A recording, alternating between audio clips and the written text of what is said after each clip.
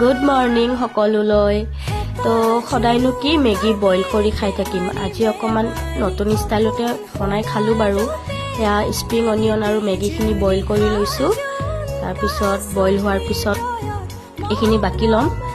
তাৰপিছত মই তেলত পিঁয়াজ দিম, কণী দিম, মেগী মছলাখিনি গোটেইখিনি ফ্ৰাই কৰি ল'ম আৰু নিমখ যিখিনি লাগে সেইখিনি সোৱাদ অনুসৰি দিলে হ'ল আৰু।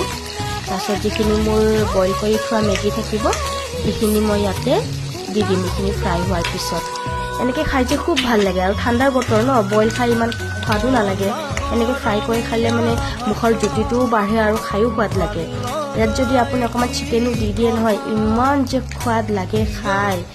তো মানে আজি বহু দিনৰ মূৰত বনালোঁ এনেকৈ। অকণমান মানে চৰ্দি হৈ আছে, ৰাতিপুৱা মানে এনেকুৱা অকণমান খাই ভালো লাগে দিয়কচোন, অকণমান জ্বলা জ্বলা। তাৰ ওপৰত মই এইখিনি ফ্ৰাই হোৱাৰ পিছত চীজ আছিলে, চীজ অলপ দি দিলোঁ আৰু বেছি সোৱাদ হৈ গ'ল খাবলৈ। আপোনালোকে বনাই খাবচোন, মোৰ ফালৰ পৰা আপোনালোকলৈ। থেংক ইউ ফৰ ৱাচিং, বাই।